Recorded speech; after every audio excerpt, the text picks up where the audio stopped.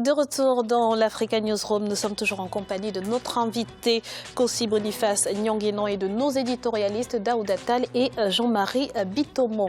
Place à présent à notre dossier du jour.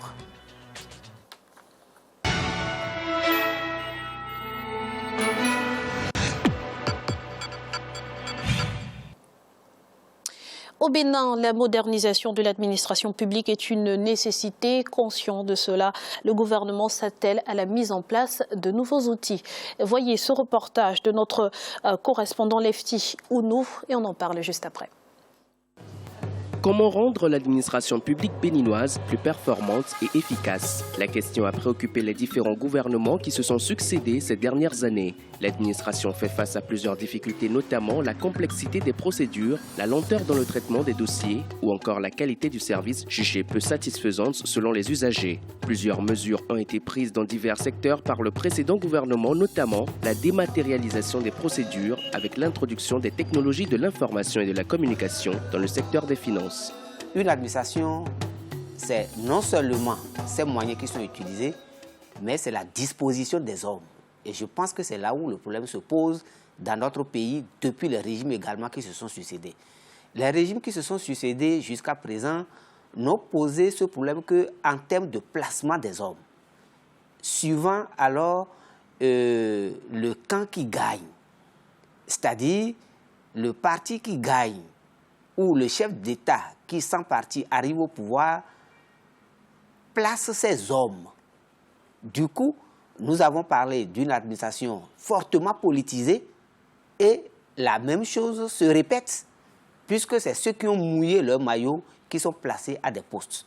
Des structures ont été mises en place par le gouvernement au cours des dernières années pour se pencher sur les stratégies de dynamisation de l'administration publique béninoise. Mais force est de constater qu'elles n'ont pas été fonctionnelles. La modernisation du service public induit la simplification des procédures administratives ou encore la rationalisation des démarches. Il y a eu des tentatives, des réformes, par exemple, des textes qui ont été pris, des textes de loi, mais en réalité qui n'ont pas été travaillés dans le sens de la simplification.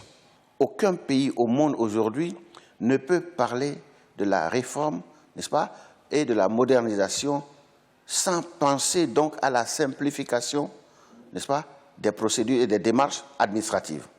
Et c'est ça que le président Talon a si bien dit lorsqu'il dit qu'il faut passer d'une administration d'autorisation à une administration de déclaration. Dès son arrivée au pouvoir, le président Patrice Talon a pris une série de mesures visant à dynamiser l'administration centrale. Celles-ci concernent l'organigramme des ministères et la réorganisation des ressources humaines. La direction des ressources humaines, DRH, et celle des ressources financières et du matériel, DRFM, seront désormais fusionnées en une seule entité dénommée Direction de l'administration et des finances, DAF. Cette mesure annoncée suscite des réactions, notamment au niveau des centrales syndicales. En les fusionnant aujourd'hui, je ne pense pas qu'on ait trouvé le bon bout. Parce que ce qu'on reproche au DRFM dans notre pays, c'est parce que tout le temps, ils se sont transformés en entrepreneurs, pour la plupart, et ils géraient les fonds comme leur propre poche. Je pense que c'est là où il fallait aller chercher et savoir comment punir, puisque la plupart de ces DRFM étaient nommés, du coup, répondaient directement du ministre qui pouvait faire de ce qu'il voulait. Or, s'ils étaient passés par le couloir dont j'ai parlé tout à l'heure, critères bien définis entre les travailleurs et l'administration, et qu'il était là, il ne pouvait pas être entrepreneur et s'occuper alors de ses entreprises ou de ses affaires. Le gouvernement du président Patrice Talon a fait des réformes et de la modernisation de l'administration, un chantier prioritaire. En 2 mois, plusieurs réformes ont été opérées, notamment la mise en activité effective des 12 départements du pays pour renforcer l'administration territoriale. Des choses très importantes et très intéressantes sont en cours pour la modernisation effective de notre administration. Ce que nous voulons faire, c'est d'injecter, n'est-ce pas, les TIC dans le fonctionnement de notre administration. Et en ce moment-là, elle va tourner toute seule, n'est-ce pas? Ça ne veut pas dire qu'on n'aura plus besoin de ressources humaines.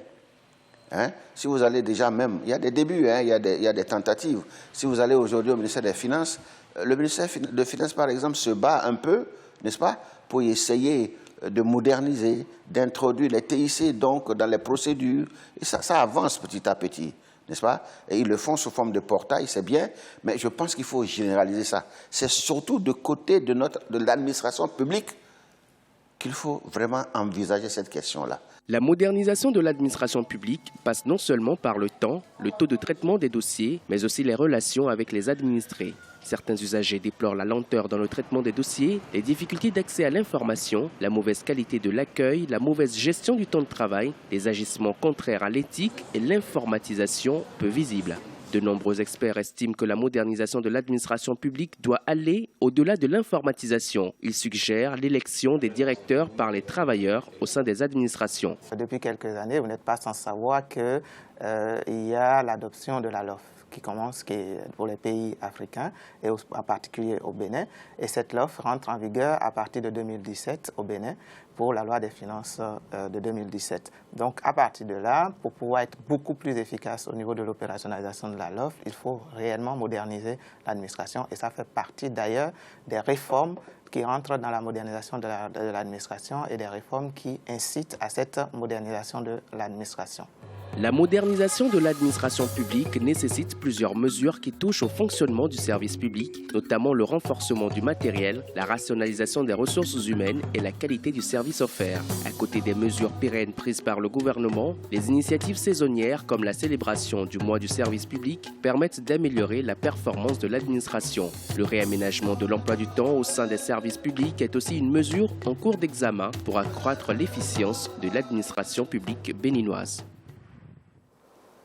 Monsieur Nyanguinan, quels sont les enjeux de la modernisation de l'administration publique dans un pays comme le Bénin? Les enjeux sont nombreux. Donc, si vous me permettez, je vais aborder 3 points essentiels pour étayer un peu mon argumentation.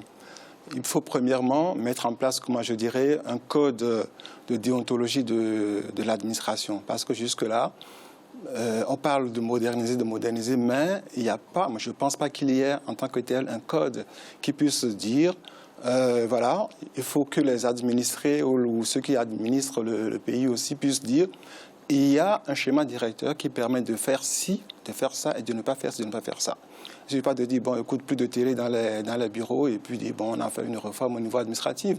Donc, systématiquement, il faut que le code de déontologie puisse se mettre en place. Donc, à quoi il va consister? Il faut qu'on puisse définir la mission de ceux qui seront à la tête des administrations. Il faut qu'ils aient aussi leurs devoirs. Quelles sont leurs obligations? Il faut qu'on puisse le dire également. Et puis, les principes sur lesquels les gens vont fonctionner. Parce que là, c'est vrai, parce que là, on dit, il ne fait pas ci, il ne fait pas ci, il ne fait pas ça. Et pourtant, est-ce qu'il y a des règles qui sont prévues ou pas? Donc, tant qu'il n'y a pas de règles qui sont prévues pour... on parlait d'impunité tout à l'heure. S'il n'y a pas de règles qui existent pour punir les choses qui ne sont pas effectuées, qui ne sont pas faites, les gens resteront toujours dans l'absolu foutoir, excusez-moi l'expression. Donc, par conséquent, il faut des règles précises, des principes. Et puis, j'ajouterai un dernier point sur la partie du code de déontologie, qu'il faudrait quand même qu'il y ait une justice, que la justice administrative puisse être aussi efficace pour punir, pour ne pas rester dans l'impunité, ceux qu'on nomme en tête des administrations. Également, moi, je proposerais qu'ils puissent prêter serment à un moment donné. Au moment de leur première prise de fonction, il faut que les gens puissent prêter serment. Le second point que je vais aborder, bon, il a été un peu abordé dans l'interview qu'on a eue tout à l'heure, c'est de mettre en place une plateforme électronique. Sur cette plateforme, il permettra de disposer, disons, d'un portail pour faire la démarche administrative de plus en plus efficiente. Et puis également, de faire la dématérialisation des procédures administratives, que ce soit au niveau de recrutement, au niveau disons, par exemple, des enforcements des fonctionnaires également. Alors, je vais finir très rapidement. Très rapidement. Le troisième point, c'est surtout comment adapter les attentes des usagers par rapport à l'administration, parce qu'il y a beaucoup de choses qui ne sont pas faites. Comment on peut améliorer l'accueil? C'est important aussi. Comment on peut simplifier les formalités? C'est aussi important. Faciliter et permettre la transparence au niveau de l'administration aussi. C'est des choses qui doivent être dans un package, excusez-moi l'expression, dans un package global pour pouvoir fonctionner. J'entendais tout à l'heure quelqu'un qui disait qu'il suffit de mettre en place les TICE, ça fonctionnera tout seul. Ce n'est pas possible. Il faut former les gens pour utiliser les TICE, les technologies de l'information. Mais s'il n'y a pas de formation, comment est-ce qu'il ne suffit pas de mettre un ordinateur là pour que l'ordinateur fonctionne tout seul? Il faut les former. Il faut faire un plan de formation avec une dotation matérielle Alors, appropriée. nous allons avoir l'occasion de revenir sur ce que vous êtes en train de dire dans quelques instants. Jean-Marie, Monsieur Nyonguenon a évoqué les voies et moyens de parvenir à la modernisation de l'administration publique, mais j'aimerais qu'on revienne sur les enjeux de cette modernisation, sur les incidences que cela peut avoir sur les services publics, par exemple. Les enjeux sont énormes, Graziella. Si vous voulez, la désorganisation de nos services administratifs et publics en Afrique sont pour moi un frein au développement. Tout simplement pourquoi? Voilà une problématique qu'il faut analyser sous 3 angles. Vous avez l'angle politique, vous avez l'angle des compétences et vous avez l'angle de la gestion financière effective dans nos administrations. Donc, premièrement, le politique, il nomme, si vous voulez. L'Afrique a besoin aujourd'hui qu'on nomme des gens qui ont des compétences sur place. Il faut commencer par là. Il y a une méthodologie. Moi, j'apprécie ce que fait le président Talon. Je ne suis pas un de ses partisans. Mais la méthodologie qui est mise en place me semble être une méthodologie efficace. Voilà monsieur qui arrive, qui demande qu'on lui mette en place, si vous voulez, les réformes probable par rapport à leur constitution, il en sort quelque chose. Et il fait une proposition qui, de mon point de vue, est une proposition très novatrice. Arrêtons, si vous voulez, ne serait-ce même qu'il fait la proposition chez lui au Bénin. Le Bénin a toujours été anticipateur là-dessus. Faisons en sorte que le président qui est élu soit élu pour un an. Pour un seul mandat, pardon, pas pour un an, pour un seul mandat.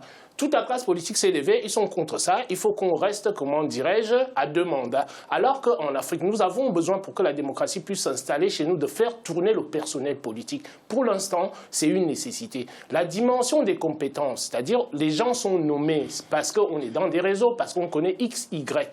Dès l'instant que l'Afrique ne fonctionnera pas sur la base de ses compétences qui sont perdues, tout simplement pourquoi? Parce qu'on raisonne exclusivement en réseau. Et à travers ces réseaux-là, les principes organisationnels dont parlait notre invité sont complètement oubliés. Vous n'avez aucune méthodologie. Et ce manque-là est lié à quoi? C'est lié à l'incompétence de la majorité des individus dans nos administrations. Donc, le président Talon, il met d'abord en place une méthodologie. Maintenant, on pourra mettre en place ce code déontologique dont vous parlez là. Il vient d'arriver. On ne va pas lui demander, c'est-à-dire qu'il met tout en place du jour au lendemain. Mais moi, la méthodologie me plaît. Ensuite, vous avez la dimension de la gestion des finances. Cette impunité-là dont on parlait là tout à l'heure. Moi, j'ai toujours dit sur ce plateau que, pour moi, les détournements de fonds en Afrique, la corruption, ce sont des freins, ce sont des crimes économiques contre le développement, pour moi, en Afrique. Donc, ces 3 dimensions-là doivent être, comment dirais-je, traitées en même temps. Moi, j'ai entendu les intentions ici, là, c'est de fusionner les ministères. Ça aussi, c'est nécessaire. Ça sert à quoi d'avoir des ministères pléthoriques qui ne servent strictement à rien, alors que vous n'avez même pas les compétences? L'usager n'a pas le service qu'il faut. Assainissez les environnements économiques pour que les économies puissent se développer. Il n'y a pas ce schéma organisationnel-là qui est mis en place. Donc, à partir de là, pour moi, le fait qu'on puisse fusionner, c'est-à-dire des administrations qui coûtent cher à l'État, cet argent-là pourrait être consacré à des investissements qui sont beaucoup plus pertinents pour les populations. Merci Jean-Marie Daouda. On l'a vu dans le reportage, un des plus grands enjeux également, c'est de simplifier les procédures et les démarches administratives et de rapprocher également l'administration de l'administré. Oui, je pense que c'est important de simplifier ces procédures. L'administration est trop procédurière. Et ça, on le voit dans quasiment la totalité des pays africains. Bon, ça relève aussi de l'héritage. Et même ceux chez qui on a pris ces habitudes, c'est-à-dire l'ancienne puissance coloniale, la France, est en train elle-même de moderniser son administration parce qu'il y a beaucoup de failles. Donc je pense que ça, c'est un élément important, mais comment le faire? Ça consiste en la dématérialisation des procédures. Hein. Vous avez besoin d'un extrait de naissance. Je prends un exemple comme ça.